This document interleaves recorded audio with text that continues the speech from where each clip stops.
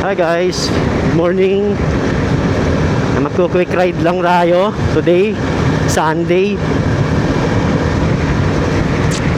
Ang lamig.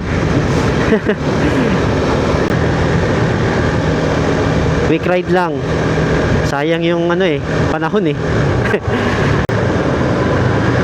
Tapos pag-usapan natin yung mga in-upgrade ko dito since binili ko siya noong May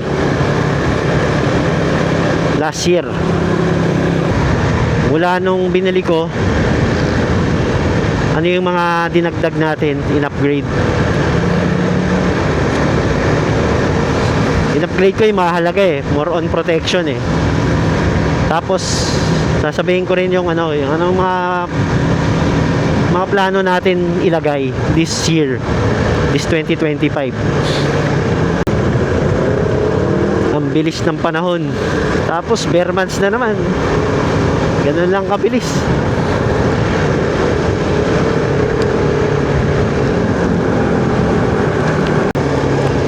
Expressway, may load pa kaya yung card ko?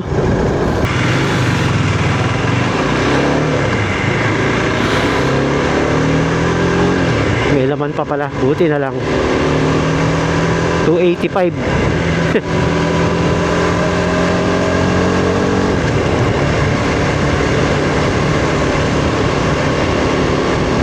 Yan ang mga titignan nyo guys pag pag kayo bibili ng big bike.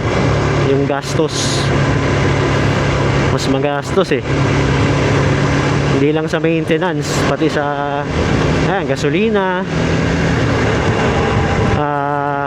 ayan, toll.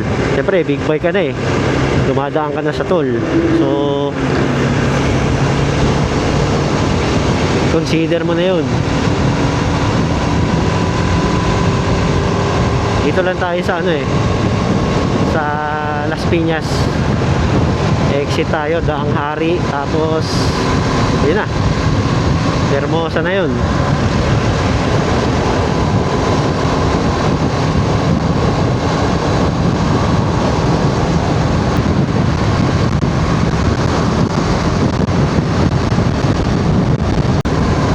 Ganda ng takbo niya, kaya lalo akong ginaganahan mag-ride eh.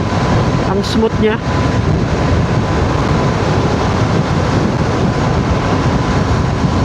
Ginawa ko dito soft brake in lang eh. Nung nabili ko to, sabi sa akin first 300 kilometer lang, wala daw sa speed, sa RPM. So kahit anong speed mo, basta yung RPM yung tinitignan. Binibigyan ko ng paunti-unti, papitik-pitik, lumalagpas ako na minsan, pero hindi ko hindi ko binababad, kumbaga. Kaya ang ganda ng takbo niya, oh. Lamig. Woo!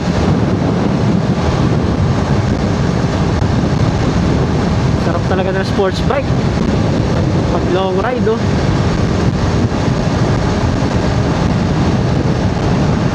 Next bike natin, naked naman, pero matagal pa yon. Pero hindi ko kaya mawalan ng sports bike. Parang hahanapin ng katawan ko yung ganitong posisyon. Ayan guys, diba? Kung gusto nyo mag-bike guys, dito kayo. Ayan o, Hermosa.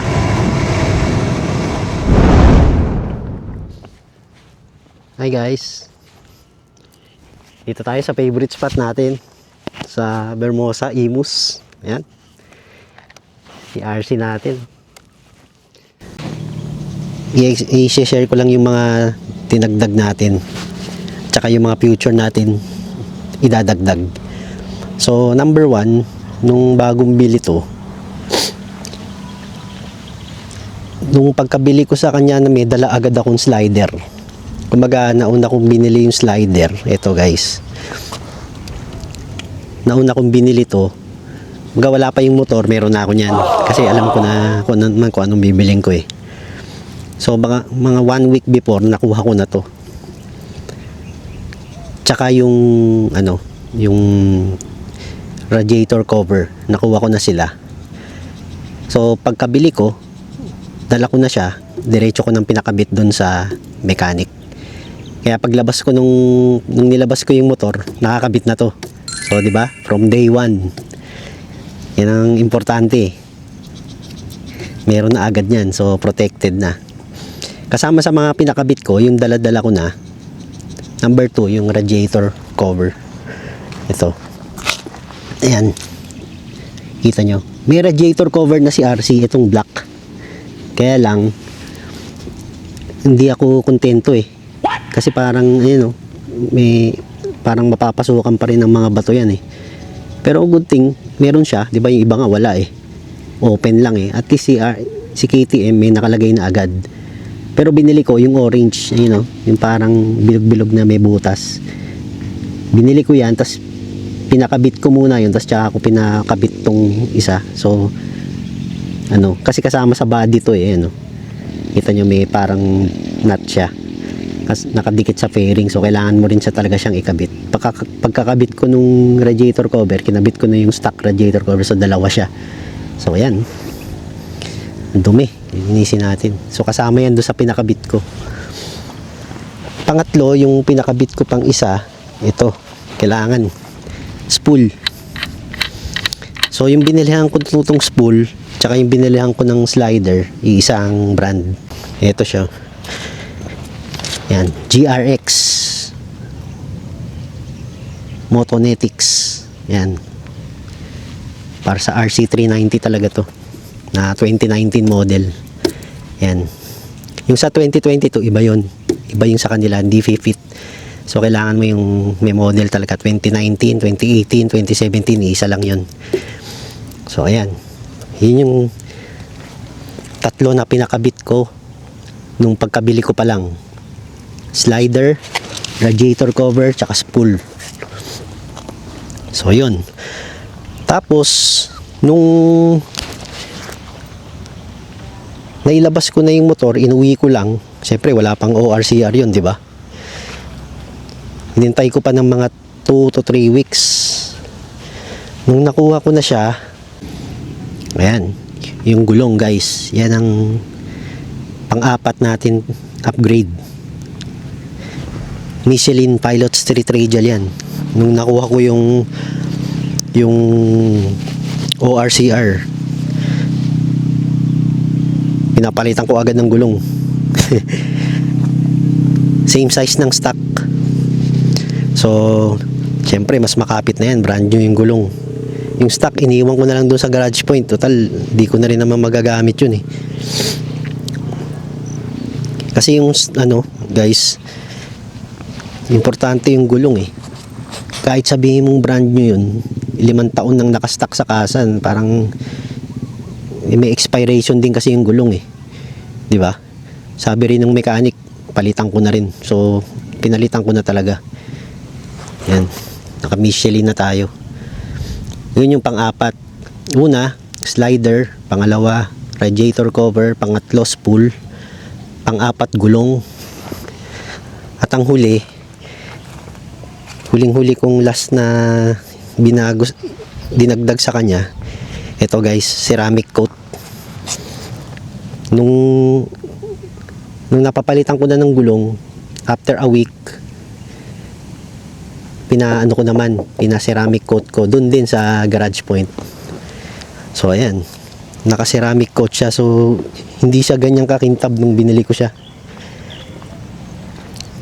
Makintab pero parang mahalata mo na medyo nag-fade na yung kintab eh. Kasi nga 5 years na siya sa kasa. So nung pina-ceramic coat ko siya, ayan, parang brand new, di ba? At yung pagkakintab niya. So sabi nung nag-ceramic, every 6 months daw may i-buff niya, kailangan ibalik.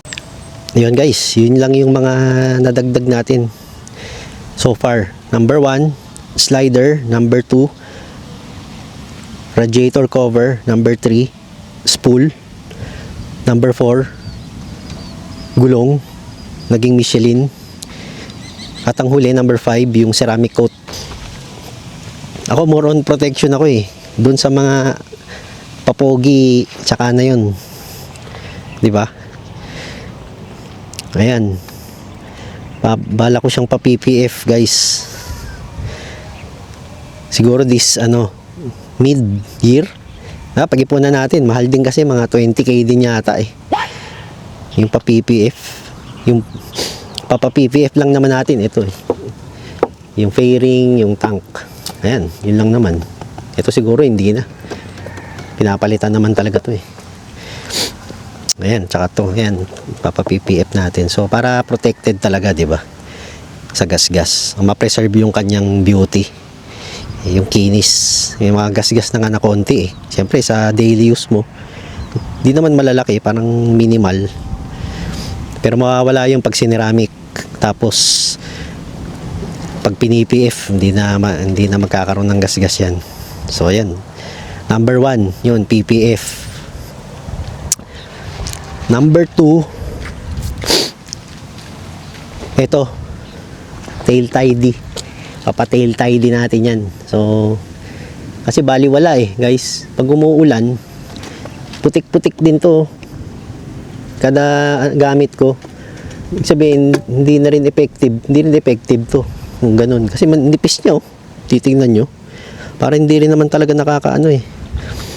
So, kung di rin naman siya nakakatulong, pa-tail tidy ko na lang. Kasi putik-putik din to kada gamit ko eh. Yun, pangalawa, papa-tail tidy natin. Tapos papalagyan ko dito nung mudguard para may protection naman yung sa putik, di ba? Ayun, yun yung pangalawa natin, tail tidy, mudguard. Yan. Pangatlo, di ko alam kung may pangatlo pa, medyo itong exhaust, guys, hindi muna. Okay na muna ako sa exhaust kasi maraming checkpoint ngayon eh. Mahirap na. Tulad kanina, papunta lang ako dito, may checkpoint ako na daanan. Para wala nang aberya, di ba? Siguro pag matagal na tong motor natin, mga 2 years, 3 years, papalitan natin yan. Gusto ko yung Acra, guys. Acra. Pero hindi pa ngayon this year yun. Stock muna. So, yun siguro yung dalawa lang muna na balak natin. PPF natin yung motor, tsaka tail tidy. Ayun.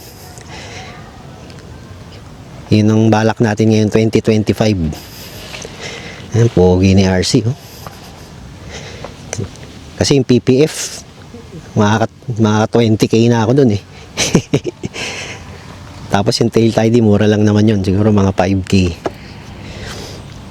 So 25k. Pag-ipunan natin yung, baka unahin ko yung guys, yung tail tidy. Baka mauna yun sa PPF. Tsaka yung mudguard yan. So yun lang naman. Yan, oh. Sayang yung beauty. Hindi sapat yung ceramic eh, kasi yung ceramic pag nagalusan, papabuff mo rin eh para mawala yung galos eh. Doon ka na sa di ba?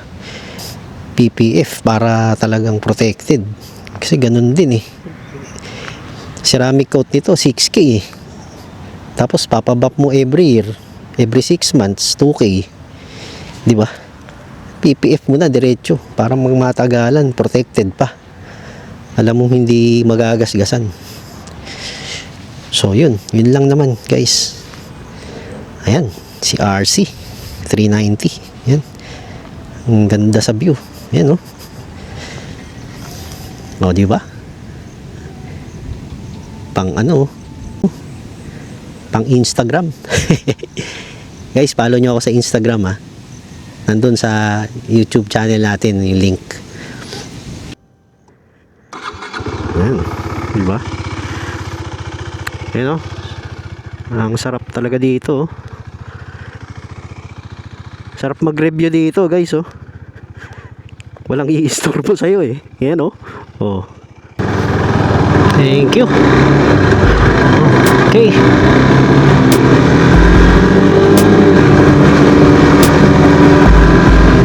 Okay guys.